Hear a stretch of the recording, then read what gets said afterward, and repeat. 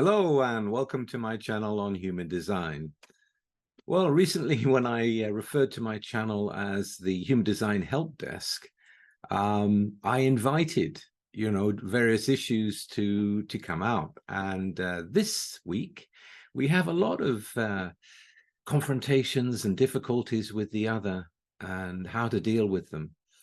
So it's going to be quite a journey this week. And we're going to begin with Dovalu, and this is their question. Hello, Richard. I laughed when you said about seeing the 3955 move from nothing to 100% in a second. Oh, yes. My partner, a manifesting generator, has the 3955 unconscious. I'm a generator with an undefined emotional center with the 22-3 in red, the 49-3 in black, and the 55-4 in black. My question is, what is the correct way to deal with the unconscious emotional wave for couples like us? Thanks to the human design knowledge, I don't take his emotional waves personally. I know it's in his nature. Still, the wave is very strong and makes me want to hide. Should I wait for the wave to calm down in a separate space? Or should I respond somehow emotionally, because I've read that avoiding the confrontation is the not self of the undefined emotional center? And what is his correct way in this process? To work on making the wave more conscious or something else?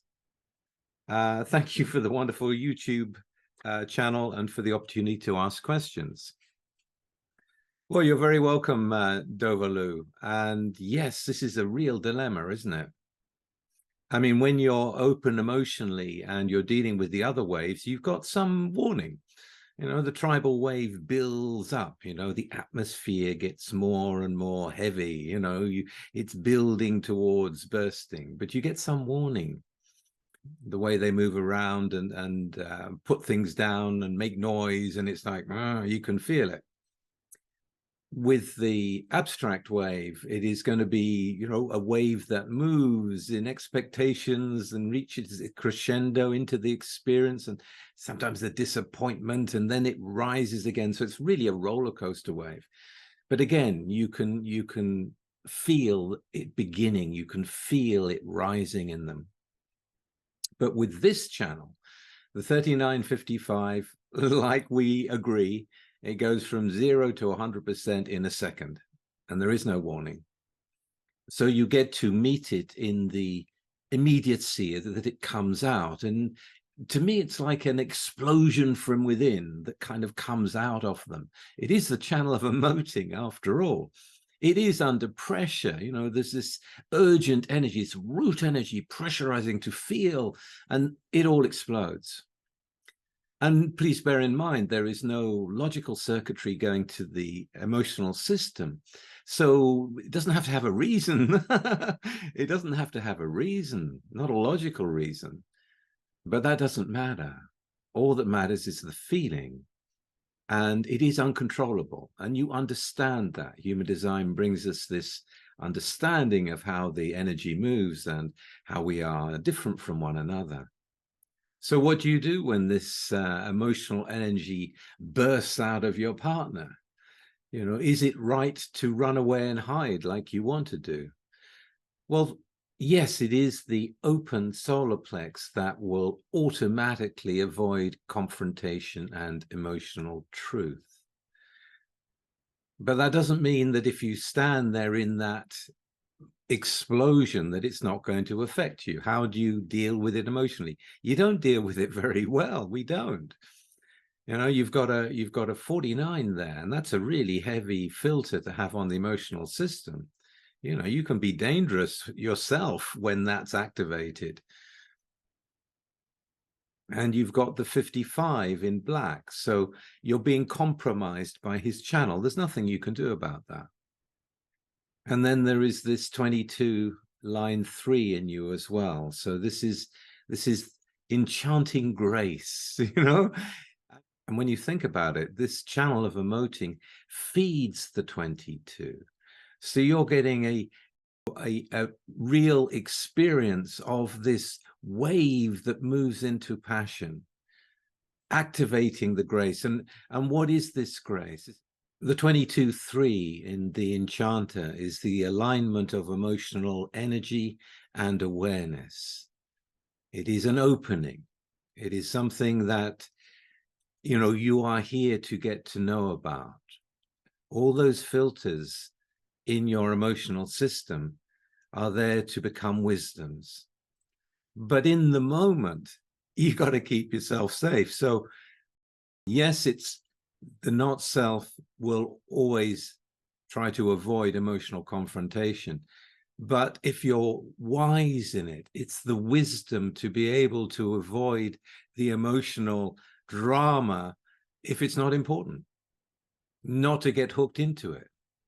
It's a very engulfing energy, just like if you're by a fire, if you get too close to the fire, you're going to be burned. It's better to have a distance from it, especially when the danger of you reacting with your emotional filters is there.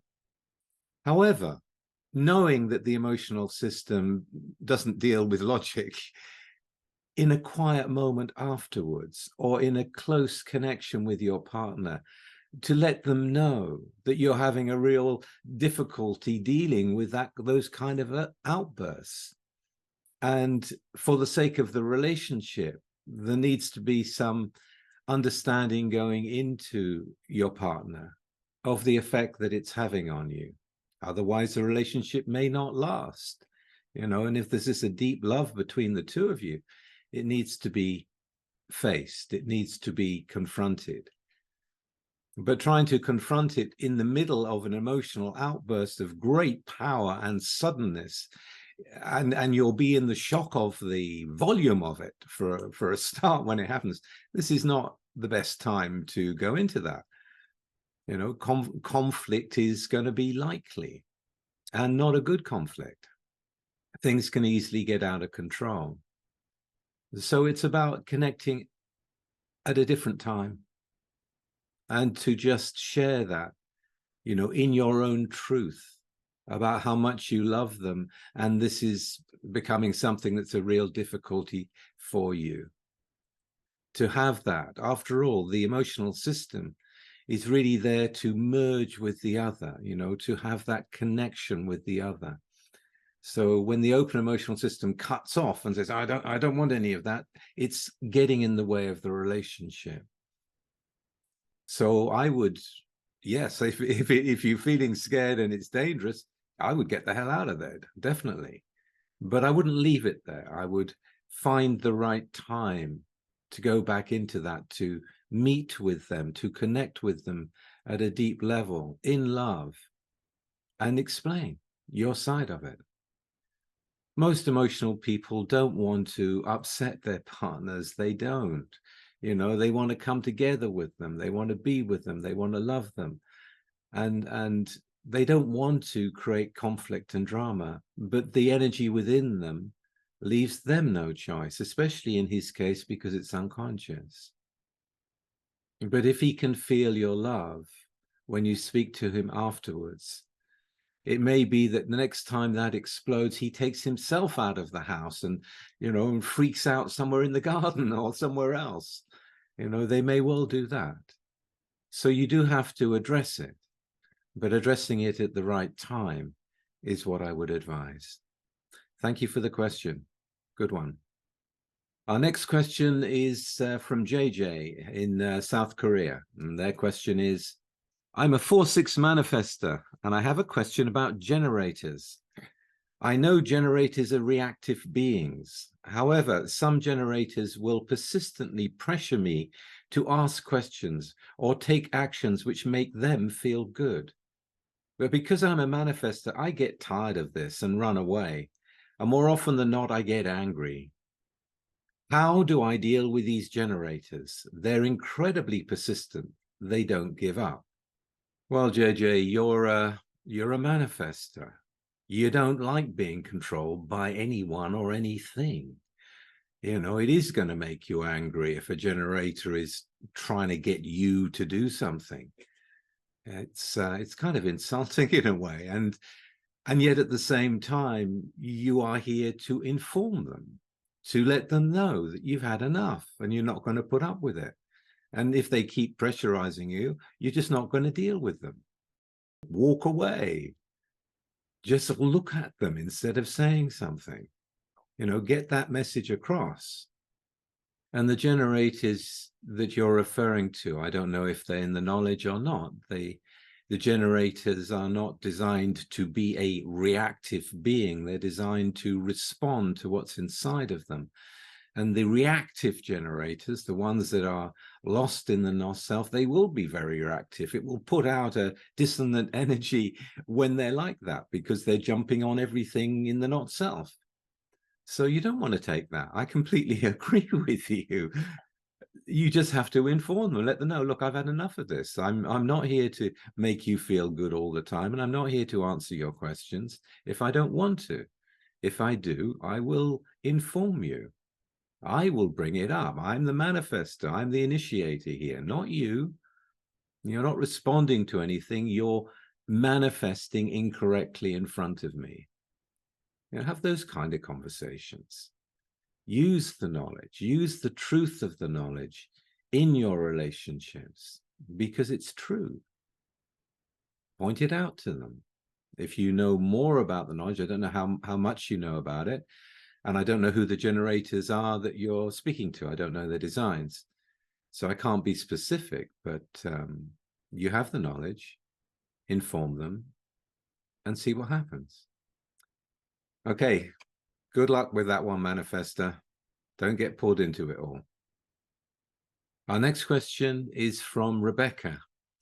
And the question is basically, what happens when you lose touch with your sacral?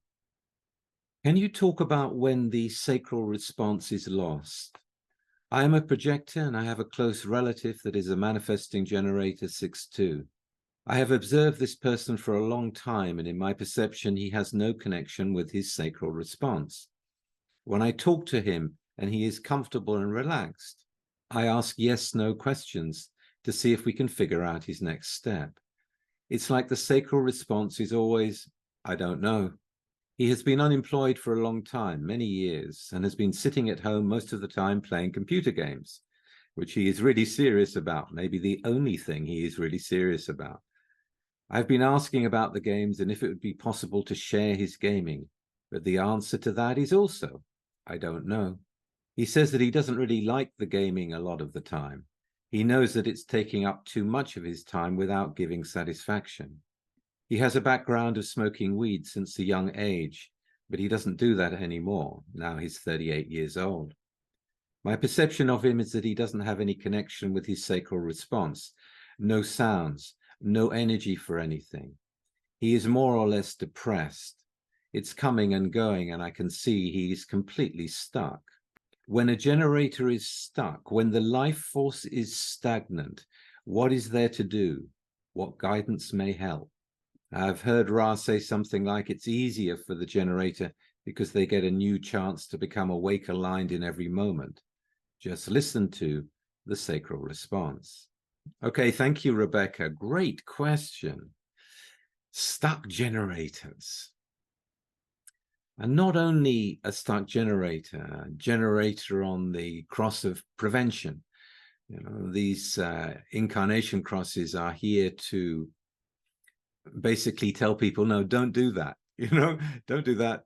It's not good. Avoid that. You don't want to do that. They're there to prevent things happening that they could see happen.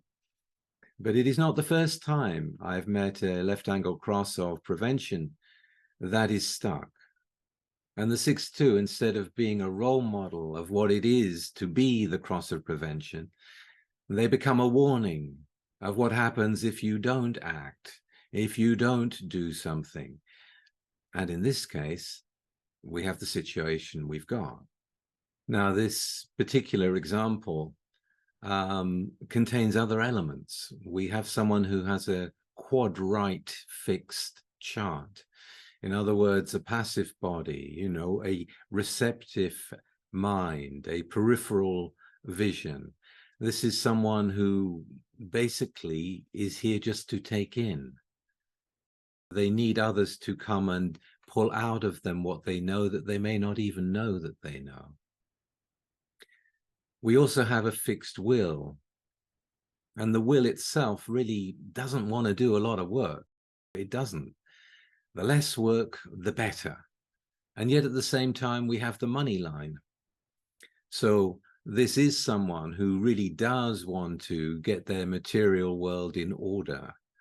You know, they have the ability with the money line to be a one-man show, to run their own business. But this one doesn't want to do much because they've been stagnant for so long. And it's been enforced through smoking too much weed in the early days. You know, a pattern has been set up. And when you look at patterns, there's a lot of logic in this chart too, including the critical 18 and the critical 17. So there's probably a lot of self-hatred going on, a lot of complaining about the fact that they can't do anything and they don't know what to do. The unconscious 23 saying, I don't know, I don't know, I don't know. Now, logic can get stuck in a sequence. Even in a broken sequence, it will hold on to that pattern. So what do you do about it? Well, if we look at the format energy, if we look at where the sacral is connected to the root, if we look at that energy from the root that has an urgent energy to get on and do something, that must do something, we find the 53, line 2, the line of momentum in the gate of beginnings. Now, the second line is a line that really can't be pushed. It's self-motivated. It has to open by itself to, in this case, a new project, to begin a project, to begin a process, and to be able to have the power to finish it. They have the whole channel of maturation, and it's conscious. That's a really good thing. But you've got to kickstart it. And how do you kickstart it? You kickstart it by looking at what the 53 really is and how it can really succeed. It succeeds based on what it's already seen has succeeded, building upon that in their own way. You know, what has already succeeded that you can point to in terms of the gaming or the gaming education or all the skills that he's picked up by being a professional unpaid gamer. So it's good that you have put that to him, but I don't know where to begin, the education that's needed in the second line. You find something where a gamer has turned their life around using the skills that they've been training themselves for. See what they've done. Find places where it has already succeeded and show that to him, and talk to him about, well, you could earn good money this way and you wouldn't have to do much because of the way that you structure it, the way that you set it up, the way that other people are gathered together to participate in the business that he could do and would enjoy doing. And then you would see there would be one project after another and we'd be galvanizing it. If you galvanize that channel, it's amazing. It's amazing how much it can get done. It really is. And with the critical awareness, it's going to be probably something technical, so something to do with IT in some way, or marketing. You know, we have a 2644. If the product or the idea or the service is genuinely good for people, something that this guy can get behind, it would be a pleasure to go out there and promote it.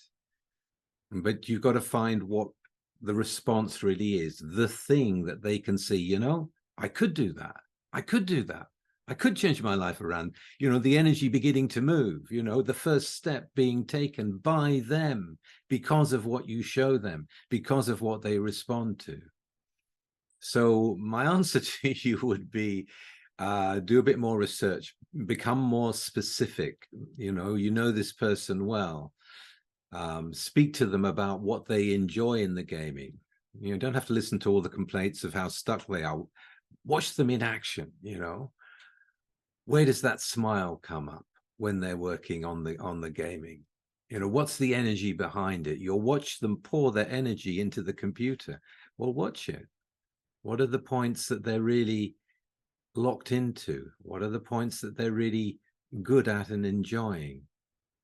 I mean, you know, you're asking a first line how to deal with it. I, of course, would have a conversation with the person and bring up various different options myself.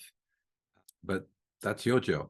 If you want to help this person, you can see very clearly the potential in them. And 38 is a great age, you know, you can turn your life around at 38, no question. But it's got to be something they respond to. And it's got to be based on something that has already succeeded and where they can see they can bring in money, where they can build a business for themselves. That would motivate them. And the other thing to consider, the 42 can get stuck, you know, where it can't finish something, where it can't bring something to completion.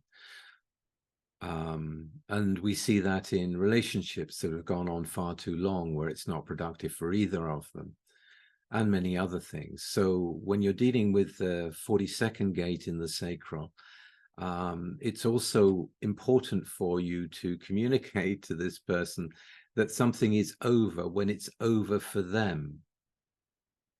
They have to be done with it. And one way to be done with that when you're stagnant is to move. Now, I know we're dealing with a passive body, but, you know, to take them to a different environment, you know, to take them away from the computer for a while, out in nature somewhere, where they can connect to the life force rather than connected and tapped into the electromagnetic fields of the computer. You know, a shift, a change is what I would advise. Sometimes the body needs a shock, you know, a cold shower after a hot shower, or, you know, getting that body moving by jumping on a bouncer in some way, you know, a passive body can do that. And it could be fun for this person as well. After all, they've got rhythm in them too. I would have thought music could also be a way to get the energy moving, you know, listening to different music, opening them up in some way, bringing them influences that are going to be productive and lift them up rather than keep them trapped in this bubble, this unhealthy bubble. Anyway, that's what I have to say on the subject at the moment. I hope that's been helpful, and thank you for the question. And our last question is also a difficult dilemma to deal with from Chris. This is their question. Hi, Richard. Your answers about the non-sacral beings to be wise on energy use is very helpful. However, I want to ask about non-sacral children, especially projectors. My 5-year-old is a projector, 4426, 2461, 2-5 cross of consciousness. It's difficult at this age to explain about energy usage, sleeping alone, strategy, and authority. I try to follow what is best for a projector. However, at this age, the kid is still not knowing when enough is enough and surrounded by generator parents and other generator kids. It rides the energy. I even enforce afternoon sleep to rest, late hour to go to bed in the evening, and sometimes forbid exhaustive experiences when it already has been stimulated and gone through a lot. I know it sounds restrictive and limiting for a child, and I should just be and allow the kid to learn and explore and just be kid. However, if it exhausts during the day, it's restless during the night, having trouble with sleep, crying, and so on. So I don't have any other choice. However, the kid being ego and a 2-5 challenges me putting breaks in and trying to follow a regime for rest and play. Also, it still does not want to sleep alone and sleeps with its mother. What can we do for the projector children to be more safe at this age when they still don't have the awareness to protect their body and energy? Well, that really is a dilemma, Chris, and it is a great question. And I'll say right at the outset, I don't know if I'm the right person to fully answer it, because I haven't gone through the experience of being a father with small kids. However, the first thing I would do is to find out about the correct environment for the child. I would find out about their dietary regime and how to feed them. It's very important, especially before the age of 7, to make sure that they're eating in the correct way. That could also be something that would be affecting their not self behavior at the moment. If you don't know that information, you can easily get it through my human design app, https://humandesignrave.com. And there in the advanced descriptions, it'll be described what is necessary for your child. That would be a very good thing, because I don't have enough information with what you've given me to actually talk about it, because I don't know that information. I don't know the date of birth.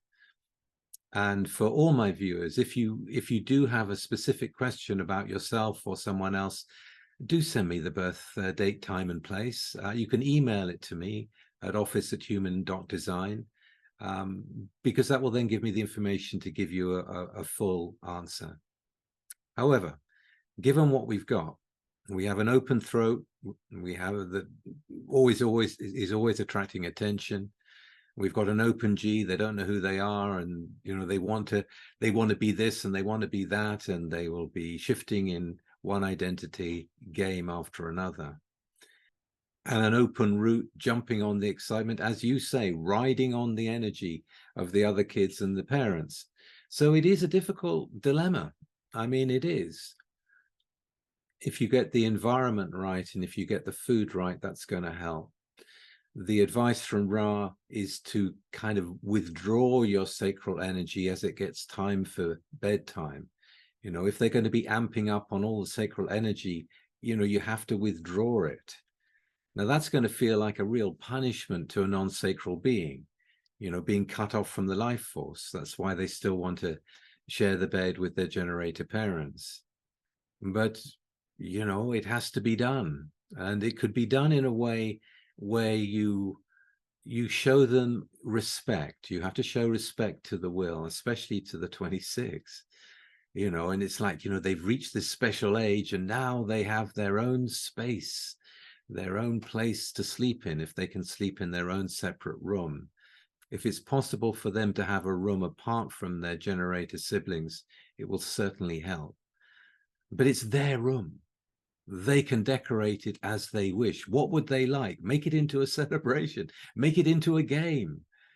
Ask them, what they would like. Speak to them about it. Get them excited about it. Create that space around them, their space, their sacred place. After all, this is a heretic you're talking about. And hermits love their cave. Even at 5, it'll be like, this is my place. I think that will help them spend more time in their own space. And if they're spending time alone in their own space, the energy will naturally peter out, and then they go to bed. The other thing to note from what you've given me is that the 6124 is there, the channel of awareness. Now, this is obviously a fixed head and a fixed ajna. And we know that such a design, they need to take in information. They need a lot of data. They've got a lot they want to think about. They need the data. So teaching your 5-year-old to read and showing them different books. I mean, they may already be doing that, but giving them stuff they can really look into, that they're self-motivated to look into. Follow the second line. What is it that they most enjoy playing? What are they self-motivated to get into? What really excites them every time? What is that?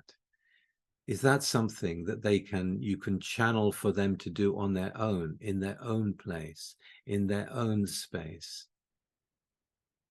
So those are the kind of things that come to my mind at the moment. But it is a dilemma, and I totally respect the way you're trying to handle it. It isn't easily overcome, and it'll depend on the space that you've got in the home. You may have to also speak to the other children and let them know that your 5-year-old needs their own space, especially when it comes near to bedtime. And after a while, they may really enjoy being in their own space, alone in their own stillness. You're not going to get this 5-year-old to calm down if they're absorbing all the sacral energy while they sleep. That has to stop. I mean, you can't fix something if you're feeding the problem. So that really has to be addressed. So I hope that's been helpful. That's the best I can do at the moment. And I hope all you viewers have enjoyed watching this. And if you have, please like, share, and subscribe. I'll be back again next week with something completely different. Bye for now.